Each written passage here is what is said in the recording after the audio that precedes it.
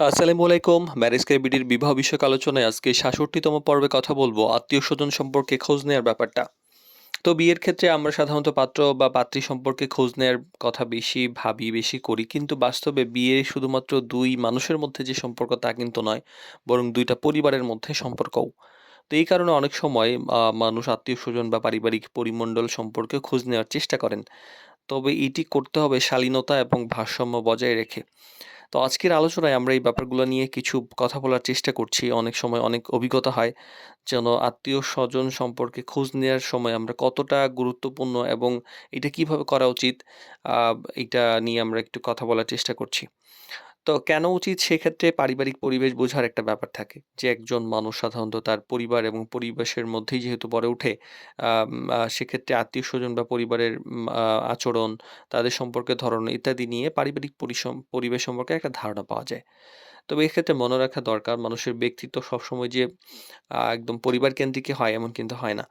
আবার সামাজিক পরিচিতি সম্পর্কেও একটা ধারণা পাওয়া যায়। আত্মীয়স্বজনের মাধ্যমে অনেক সময় আমরা একটা পরিবারের সামাজিক পরিচিতি সম্পর্কে ধারণা পাই। যেমন পরিবারটি কেমনভাবে সমাজের সঙ্গে মিশে, তাদের সম্পর্কে অন্যদের ধারণা কি? এই ব্যাপারগুলো বিয়ের সিদ্ধান্তের ক্ষেত্রে অনেক বেশি জরুরি।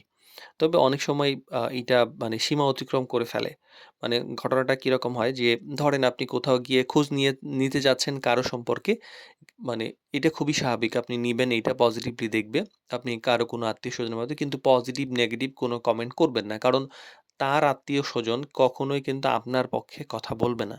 হয়তো বলতেও পারে যদি কুট কেউ থাকে যেমন এরকম যে আপনি হয়তো তাদের সম্পর্কে খারাপ কিছু শুনেছেন।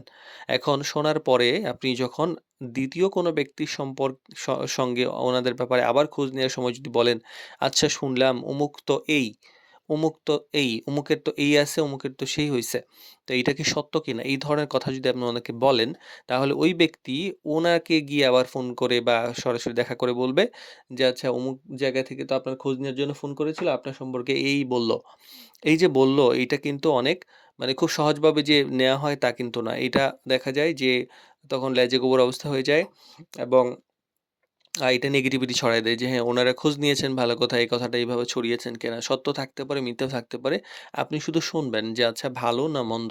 প্রশ্ন করবেন যে আচ্ছা উনাদের সম্পর্কে কেমন জানা যায় বা উনাদের সম্পর্কে কি অবস্থা? আপনি জাস্ট শুনবেন কিন্তু তাদের পক্ষের মানুষের সঙ্গে কোনো মন্তব্য করবেন না যদি সম্পর্ক আগানোর ইচ্ছা থাকে। কারণ এই মন্তব্যটাই গন্তব্য থামিয়ে দেয়।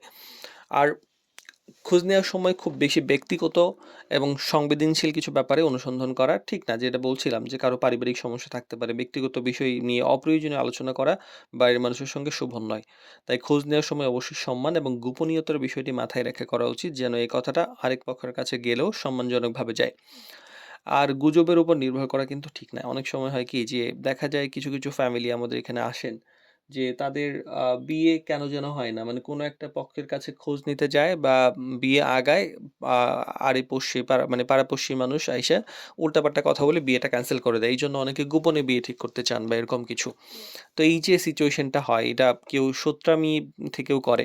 তো সেক্ষেত্রে এই ব্যাপারটা একটু চিন্তাভাবনা করবেন যে তথ্য যে নিচ্ছেন শুধু একজনের তথ্য নিয়ে সিদ্ধান্ত নিয়ে ফেললেন যে সেটা ভালো বা মন্দ সেটা নেওয়া উচিত না। কারণ উনার সম্পর্কে আরেকজনের ভুল ধারণাও থাকতে পারে। সবাই সব তথ্য যে জানবে এমনও হয় না। অনেকে আবার দেখা যায় যে তার ক্ষতি করার জন্য আপনাকে ভুল তথ্য দিতে পারে। আর মূল বিষয়টা কিন্তু পাত্র-পাত্রী। তো সবশেষে যেটা মনে রাখা দরকার, বিয়ের ক্ষেত্রে যদি পাত্র-পাত্রী 100% ম্যাচিং হয়, তাহলে পরিবার গুরুত্বপূর্ণ হলেও চূড়ান্তভাবে কিন্তু ২ মানুষের বোঝাপড়া এবং মানসিকতায় বেশি গুরুত্ব দেওয়া উচিত এবং গুরুত্ব পায়। তাই আত্মীয়স্বজন সম্পর্কে খোঁজ নেওয়াটা বিয়ের ক্ষেত্রে যদিও স্বাভাবিক বিষয়, তবে যেন কৌতূহল বা সমালোচনার জায়গা তৈরি না হয়। বরং বাস্তব ধারণা নেওয়ার থেকেই যেন আমরা এই খোঁজখবর নিই, তাহলে ব্যাপারটা সুন্দর হয়। তো সম্মান, সতর্কতা এবং ভারসাম্য বজায় রেখে যদি আমরা খোঁজখবর নেই, তাহলে কিন্তু এই যে খোঁজ নেওয়াটা সেটা সুন্দরভাবে আগানো যেতে পারে এবং বিয়েটা সুন্দরভাবে আগানো যেতে পারে।